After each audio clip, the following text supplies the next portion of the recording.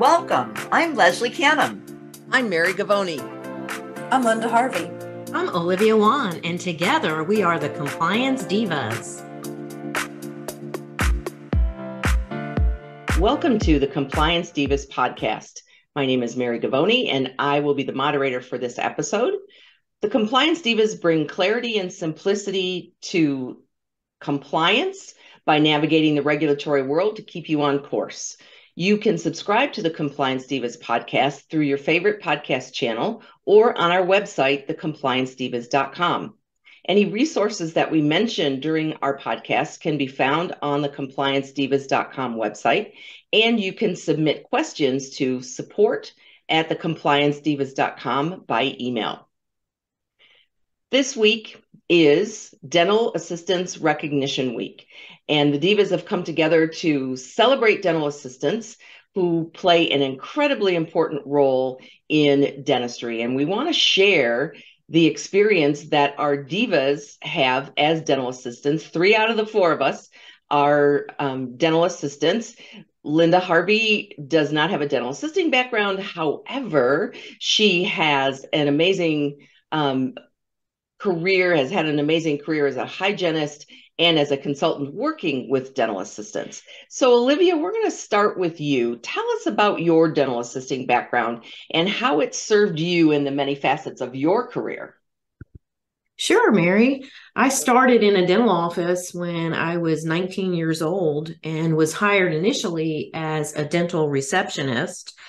And one of the dental assistants said that I needed to be cross-trained in order for her to be able to take a day off because we had such a small staff. And so I was cross-trained and I attended the Tennessee College of Applied Technology to be a registered dental assistant. I was promoted to office manager, so I was never really a full-time assistant. I was the person that would help the hygienist write down the perio numbers when it was paper charts. I loved helping hygiene, clean up rooms. I sat chairside as well, but my calling was to be at the front desk. And initially I had worked part-time for the dentist and part-time for the courthouse and ended up going full-time with the dental office. And as an office manager, I think the fact that I did sit chairside helped me immensely in filing insurance claims because I understood the procedure behind the procedure code. It also helped me in managing inventory because I had a good grasp on understanding how quickly we went through disposables and how important it was to maintain adequate supplies so that it did not interrupt patient care or delay appointments. And as I mentioned, I really enjoyed working with the hygienist, and I think that's helped me now to bring down those barriers, if any, between dental assistants and hygienists and make that truly work as a team. So I think those early years working as a chairside assistant, Mary, is still invaluable to me working today. So I look back on those years as a great foundation to both being a consultant and as a lawyer.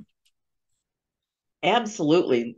I can't imagine how invaluable that experience is when you are working on legal issues with your clients because you have a great understanding of dentistry and what happens. So that is amazing. Leslie, can you share us your dental assisting background and how it served you in your business as a speaker and consultant? Well, Barry, I actually was very lucky. I was able to be trained on the job, as so many dental assistants are today. And I'm lucky in that my dad is a dentist. So I had a very good teacher who had a vested interest in preparing me very well for the world of dentistry. And I think I disappointed him a bit by not going into dental school. I thought, as I was growing up, watching him in the ownership part of his practice, he worked awfully hard and he took x-rays home at nighttime and he'd go back to the office on weekends and he would read dental journals on weekends. A little did I know that I'd be doing a lot of the same kind of homework, but I thought it was an awful lot of work to run a business and be continually involved in the management part of it. Today, today I think dentistry is a lot different, where so much is delegated to very capable individuals.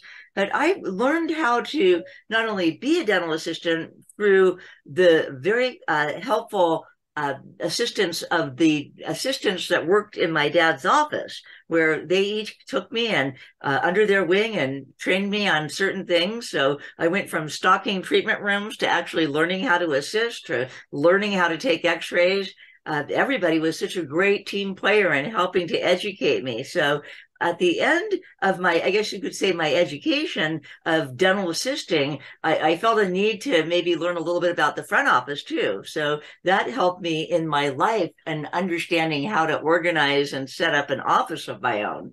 And of course, my back office experience, like Olivia's, helped me to understand insurance and understand how to explain treatment plan to patients, and how to make sure that that there was consistency when I was a treatment coordinator, and making sure that the plan and the specialists involved and that the patient's understanding of how everything worked. It was extremely helpful. But where I think it really where the rubber hit the road was at about midway through my dad's dental career. He decided to go back to school and specialize. So I was left with having to see what other options there were for me. And I actually started out by opening up a dental assisting placement program. I opened up an employment agency, so to speak, but with my back office experience and with my knowledge of what to look for in good people, because my father would always tell me, what was important to him in a good employee. What was a good dental assistant? What was a good dental receptionist or office manager? And from that point forward, things just evolved, where I started getting asked to speak, and I started speaking kind of coincidentally on how to conduct yourself in an interview in a dental office. What would be the things employers would look for to help you get hired? So, as you can imagine, one thing led to another, and eventually I got asked to speak on infection control in OSHA. And here I am today, 53 years after I started in dentistry. And I think my time in dental assisting, even as being on the job trained, has really helped me for every other facet of what I do in business. Thanks, Leslie. Wow, what a wealth of experience that you have. And I hope that our stories serve as some motivation for dental assistants out there, that there are so many things that you can do in your career. So Linda, we're designating you as an honorary dental assistant for this week. So share with us your experience. And you shared with the Divas a while ago how much you enjoy working with dental assistants and helping them to be an infection control coordinator. Absolutely, Mary. I would like to recognize all of our dental assistants this week with a standing ovation. They just do such a marvelous job in their practice, and thinking about all the different hats that they wear for all of us to appreciate, whether we're a consultant or whether we're a team member or whether we are the employer. I just can't imagine all the things that they're juggling now that's changed since we all came into dentistry many years ago. And yes, as a hygienist, I did spend all of my career in the dental hygiene role. However, there was a very small time frame this summer in between my first and second year at dental hygiene school, and a little bit throughout the second year, I did work as a dental assistant. So when I applied for this job one summer, there was the woman who, it was what we would say back then, a one-gal office. So the lady that was working with him was retiring and moving to Florida, which is where I came from when we moved to New York. And he needed someone to take her place. So she mostly worked the front, a little bit of helping him with a little bit of chairside assisting. So he really didn't have much skills in working with an assistant. It was more just a little bit of cleanup after him. But I just remember trying to revamp the office because he didn't have very many sterilization protocols in place like we would expect today. He had a few things, of course, obviously. We did have it wasn't even a traditional sterilizer, but I'm digressing here, Mary. But it was I think we boiled the instruments back then, if you all remember that. So I'm going back, probably way back to the dark ages. But what I remember, though, from my first job as a dental hygienist, it was a very small office as well. There was 3 of us ladies, and there was a receptionist, assistant, and myself as the hygienist. And we got along fabulously. We were just like, just really a tight group. We worked well together. And while I don't remember pinching in that much to help dental assisting, I remember helping in sterilization and other areas as needed. And particularly throughout my career, I would always hop up front to make those patient repair calls. This was before, for all of our listeners, this is before all the automated patient reminders where you could target your patients with emails and remind them exactly what treatment they had left and perhaps even how much is left on their benefits for the year. So I'm chuckling because things have changed so much. But this is just a wonderful week to recognize a very special member on our teams, all the dental assistants. So I'm happy to be here with all of my experienced divas in the world of dental assisting. Thanks, Linda. I every time this week comes around every year, I always think that it's too bad that this great recognition and the spirit of recognizing and celebrating dental assistants doesn't last all year and all members of the dental team. But sometimes the dental assistants feel that they are not as good as. And something that struck me early in my speaking career, I would ask some of the members of the audience if they were a dentist or an assistant or a hygienist. And many of the assistants would say, I'm just a dental assistant. Like, no, you're not just a dental assistant. So my experience in dentistry is very similar. I can't believe how many parallels we have with the divas. I started working in dentistry after I spent a year in college and had no clue what to do. I might have considered nursing, except my mother was a nurse and she said, don't do that. And so I quit school and I was looking for a job, and I knew someone who knew someone who knew this dentist who was just kind of starting out in practice, who needed a receptionist, just as you had shared, Olivia. And so I worked in the front office. It wasn't a very busy practice, only 2 or 3 years into existence. At that point, we didn't even have a hygienist. So one day, about probably 6 months in, the dental assistant took her paycheck at noon on a Friday and she didn't come back to work. And so I then became the dental assistant for that afternoon, and I was hooked. Even just that one short afternoon. So when the doctor was going to place an ad for another hygienist, or excuse me, another assistant, I said, well, what if we put an ad for somebody for my job at the front desk, and I'll be the assistant if you'll train me. And I had the good fortune of working for a man who was an amazing clinician and a great teacher, was really good at explaining why you did things and not only how, and he paid really close attention to things like ergonomics. And so it was really a fabulous experience. And from there, I went back to school, got a degree in dental assisting. I continued to go to school, also got my dental hygiene degree, and I owned a staffing service as well, which is why I ended up working with OSHA and HIPAA compliance, because my clients wanted help with that. So all of those years of experience in assisting and in hygiene served me very well to help my clients. And when I work with practices, and I'm sure Leslie, Linda, and Olivia, you all get that too, that they know that we understand what the pressures are on all these team members during the workday. And I think that's important. We are viewed as one of them, so to speak. So I think that makes a big, big difference. So are there any final comments before we announce our contest, so to speak, for Dental Assistants Recognition Week? Anybody have anything that they would like to add before we go on?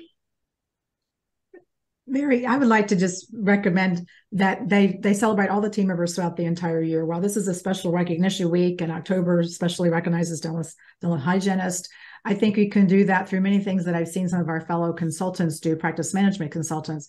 And that is simply just having some kind of recognition board where you can post thank yous or little notes to one another, and just begin to recognize and be grateful for the small things that you do for one another, because you don't even realize what you're doing for each other throughout the day until somebody's out sick or somebody leaves the practice and you become shorthanded. So I think just give constant recognition in some small way all the time. And I think that keeps the team moving forward in a very positive, uplifting way. It does. Thank you, Linda. And also adopting the attitude that everyone is a member of the team. There are different levels of education and different levels of experience, and everybody has their particular expertise in the office. But if we can do away with the attitude of somebody is better than someone else because they have more credentials behind their name, and really understand that we're all working for the good of the practice and especially for the good of the patients, I think it creates a happier work environment for everyone. Leslie, Olivia, anything else to add? Well, I agree with what Linda was saying. We really need to make them feel special. In many offices, we find that one team member or another might feel overworked, especially right now with the labor shortage. People are double tasking and they are wearing the hat of multiple roles. And so many of the dental assistants, as well as the hygienists, are wearing the role of safety coordinator. So if we can just send a special thank you, even if it's a handwritten note from a fellow team member, something simple, so simple, is just a great way to show our appreciation for each other. Great. Thanks, Olivia. Leslie? Well, another thing that we might consider doing is I know our lives are all very busy and work, we can get caught up with a lot of things throughout the days and weeks and months, but it would be a really great idea for a dental office to appoint somebody to be in charge of overseeing some of these special things, birthdays and special recognition days. Now, I was following a dental assistant's thread on Facebook, and one very clever office manager had a theme for every single day of dental assistants recognition week. And I thought it was so cute. One day she made bath bombs for each one of the dental assistants. A simple thing, very, very simple and inexpensive. If you don't make them, you can buy them fairly inexpensively. And she had a little note on each one that said, "You're the bomb."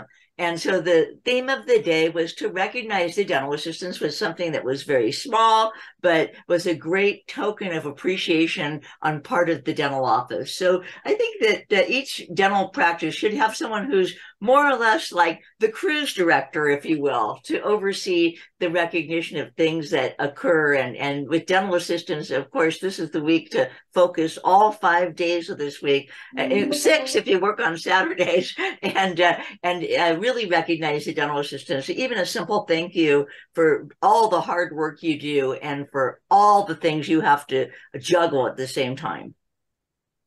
Fabulous, Leslie. I love that. And I guess I want to go learn how to make bath bombs now because I love them so much.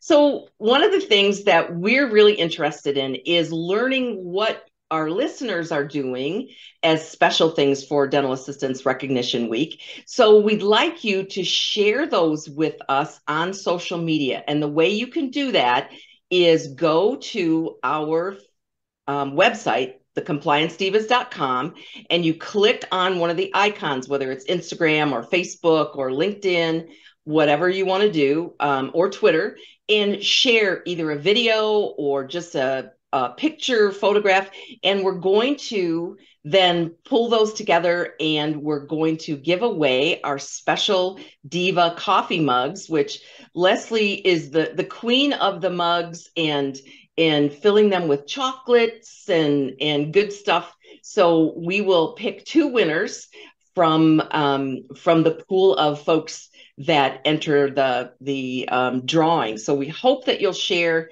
your social media with us. We want to celebrate all of you and celebrate all the great things that you're doing. So thank you for listening to this episode, and hopefully all of our dental assistants are having an amazing week celebrating Dental Assistants Recognition Week.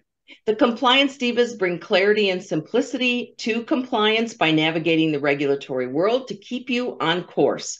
You can submit questions to support@thecompliancedivas.com. You also can submit photographs or videos through email as well at support@thecompliancedivas.com.